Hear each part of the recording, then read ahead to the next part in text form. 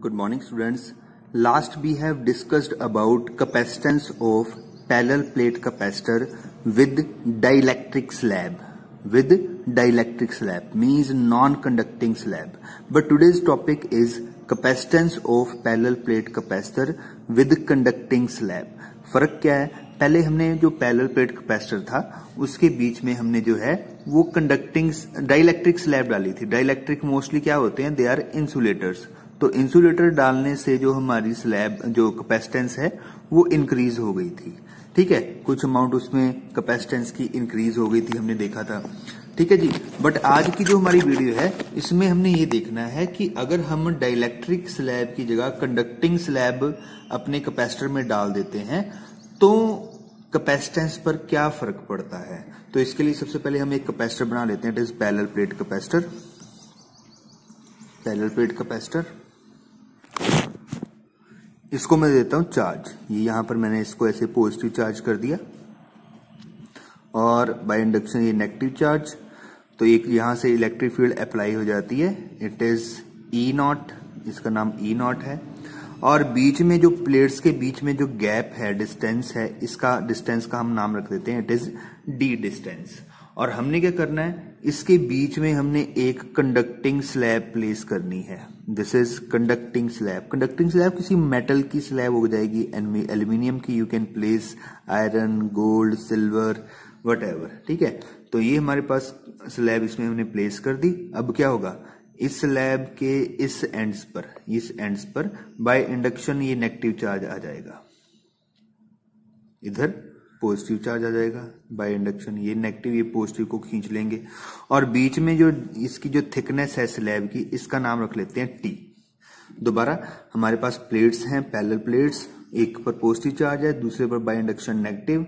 और उसके बीच में जो डिस्टेंस है प्लेट्स के बीच में, दैट इज डी. और मैंने एक जब इसके बीच में कंडक्टिंग स्लैब रख दी जिसकी थिकनेस थी टी. अब जो कंडक्टिंग स्लैब है, मैंने कंडक्टर के बारे में आपको एक वीडियो में बताया था कि कंडक्टर के बीच में क्या होता है, जब कंडक्टर को इलेक्ट्रिक फील्ड के बीच में हम प्लेस कर देते हैं तो उसमें अपोजिट डायरेक्शन में सिमिलर इलेक्ट्रिक फील्ड अप्लाई हो जाती है. जैसे यहाँ पे ये पॉजिटिव जो साइड है वो ये पॉजिटिव हो चुकी है, ये साइड नेगेटिव हो चुकी है. तो पॉजिटिव से नेगेटिव इस डायरेक्शन में इलेक्ट्रिक फील्ड अप्लाई हो जाती है. और कंडक्टर में क्या होता है, कंडक्टर में जितनी हम एक्सटर्नल फील्ड होती है उतनी ही अपोजिट डायरेक्शन में फील्ड बन जाती है. और inside the conductor net electric field जो है वो जीरो हो जाती है. ठीक है जी. तो कंडक्टर के बीच में फील्ड है जो जीरो हो जाएगी. ठीक है, तो ये हमारे पास कंडीशंस हैं. ओके, तो जो हमारी applied electric field E not है वो कहां बचेगी, इस कंडक्टिंग स्लैब के बाहर. मींस इस पोर्शन में या इस पोर्शन में, इसमें प्लस इसमें हमारे पास applied electric field E naught बच रही है. अंदर इलेक्ट्रिक फील्ड जीरो है. ठीक है जी. और जब मैंने कंडक्टिंग स्लैब इसमें इंसर्ट नहीं की थी उस टाइम जो कैपेसिटेंस होती है पैरेलल प्लेट कैपेसिटर की वो होती है, हमने फॉर्मूला पढ़ा था, C not is equal to epsilon not A upon D. This is the capacitance without dielectric और कंडक्टिंग स्लैब. इसको मैंने नंबर 1 डाल लिया.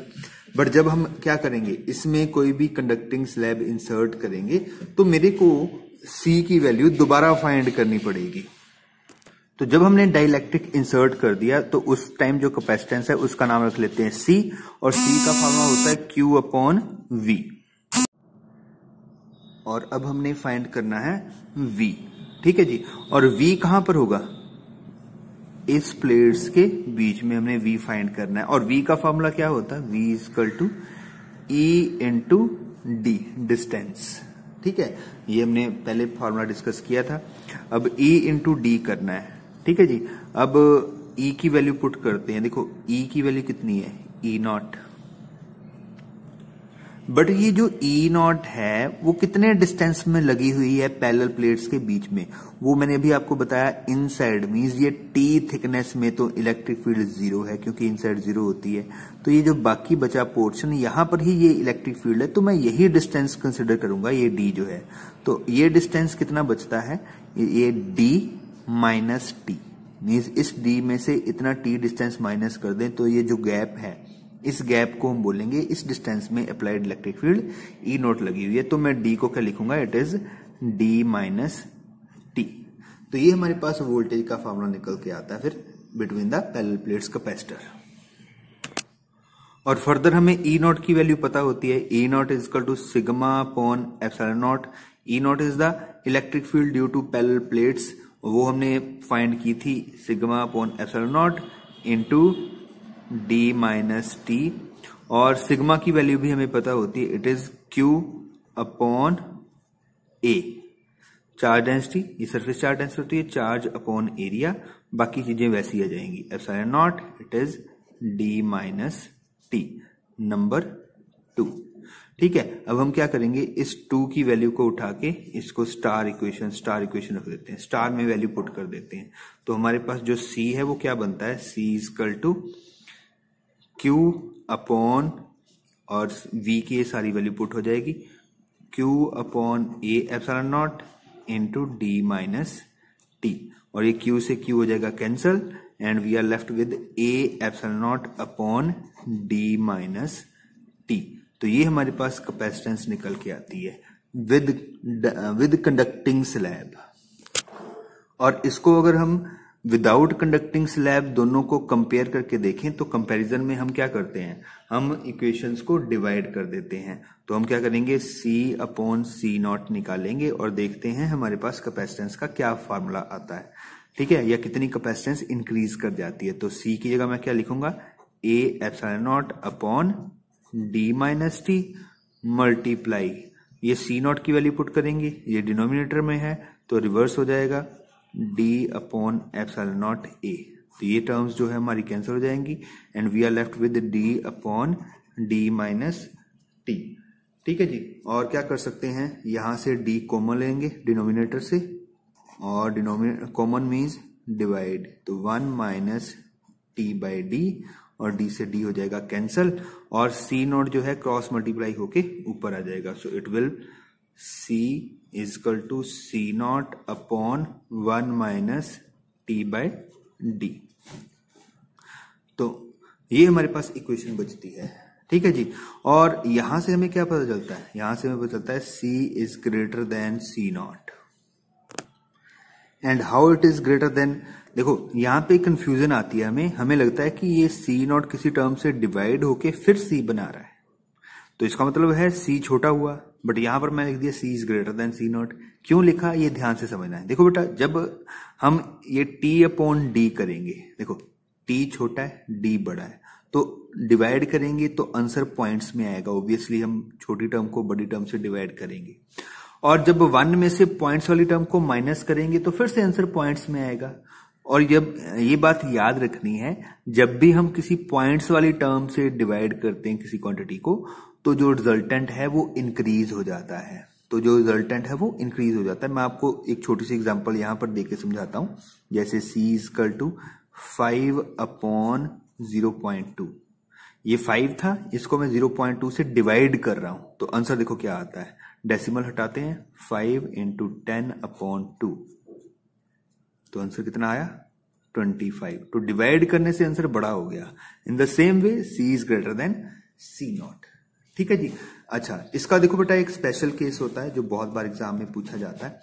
क्या है कि अगर हम क्या करें, वही अगर इस कंडक्टिंग स्लैब को इतना, इसकी थिकनेस को इतना कर दें कि वो इस कैपेसिटर की प्लेट में पूरा फिट हो जाए, means T is equal to D हो जाए।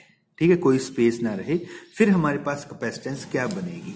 तो हम यहां पर लिखते हैं if T is equal to D, तो क्या होगा, C is equal to C not upon 1 minus D upon D। तो D से D कैंसिल होके ये आएगा 1, और 1 minus 1 0, C not upon 0, and answer is infinite. ठीक है, तो अगर हम कंडक्टिंग स्लैब को क्या करें, किसी भी पैरेलल प्लेट कैपेसिटर में ऐसे इंसर्ट कर दें कि T is equal to D हो, मींस पूरी फिट, जितने प्लेट्स के बीच में गैप है उतनी हम थिकनेस की कंडक्टिंग स्लैब को ऐड कर दें, तो जो कैपेसिटेंस है वो इनफाइनाइट हो जाती है। ठीक है जी, और इनफाइनाइट कैपेसिटेंस का मीनिंग क्या है, इनफाइनाइट कैपेसिटेंस का मीनिंग है, इसमें तो हम इनफाइनाइट चार्ज स्टोर कर सकते हैं, जितना मर्जी चार्ज स्टोर कर लो, ये तो कभी भरेगा ही नहीं, यही मीनिंग निकल के आया ना। ठीक है जी, बट ऐसा नहीं है, ऐसा नहीं है। हम यहाँ पर C इक्वल टू इन्फिनिटी का मीनिंग समझेंगे। देखो बेटा, मैं आपको दोबारा डायग्राम से समझाता हूं। देखो अगर हमें याद होगा तो ये प्लेट्स हैं और ये पॉजिटिव, इधर नेगेटिव, और हम इस प्लेट को ग्राउंड करते हैं, इसको हम ग्राउंड करते हैं, ठीक है। ग्राउंड करने से कैपेसिटेंस इंक्रीज होती है। और अब मैंने क्या किया, एक कंडक्टिंग स्लैब को ऐसे पूरा फिट करके इसके बीच में डाल दिया। ये conducting slab T equal to D amount की यहां पर फिट कर दी। तो देखो बेटा अब क्या होगा, ये कंडक्टिंग स्लैब कंडक्टेंस को, कैपेसिटेंस को इंक्रीज तो करेगी, because we know C is greater than C not when conducting slab is inserted. और जब ये कैपेसिटेंस इंक्रीज हो जाएगी हम इसमें और चार्ज डालेंगे। बट देखो बेटा यहां पर क्या होगा, जैसे ही मैं इस प्लेट पर चार्ज डालूंगा, ये प्लेट कंडक्टिंग स्लैब से कनेक्टेड है। कंडक्टिंग स्लैब क्या होती है, जिस पर चार्ज फ्लो कर जाता है। और ये कंडक्टिंग स्लैब आगे दूसरी प्लेट से कनेक्टेड है, और दूसरी प्लेट जो है वो ग्राउंड से कनेक्टेड है। तो मैं यहां पर जितना भी चार्ज डालूंगा वो बाय कंडक्शन ये इस प्लेट के ऊपर फ्लो होके ग्राउंड में चला जाएगा। तो इस पर जो नेट चार्ज है वो 0 हो जाएगा, ठीक है जी। मैं और चार्ज डालूंगा वो फिर से ग्राउंड में, मैं और चार्ज डालता हूं फिर से ग्राउंड में, और ये कैपेसिटर भर ही नहीं रहा है, ये कैपेसिटर भर भी नहीं रहा है, और जितना भी चार्ज है वो सारा ग्राउंड में जाई जा रहा है। तो इसकी अगर ये चार्ज कैपेसिटेंस भर नहीं रहा है, कैपेसिटर नहीं भर रहा है, तो इसकी कैपेसिटेंस कितनी हो गई, इन्फिनिटी। कैपेसिटेंस इन्फिनिटी तो हो गई, बट हमें इसका क्या यूज आया, कोई यूज नहीं, क्योंकि इसके अंदर तो चार्ज ही नहीं है। चार्ज कहां जा रहा है, ग्राउंड में जा रहा है।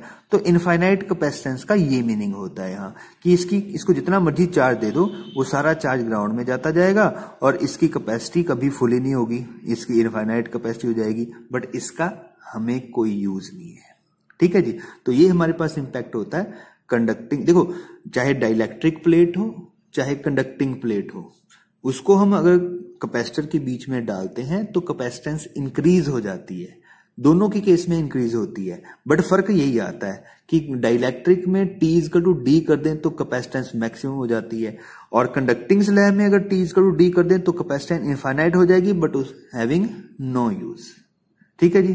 Thank you.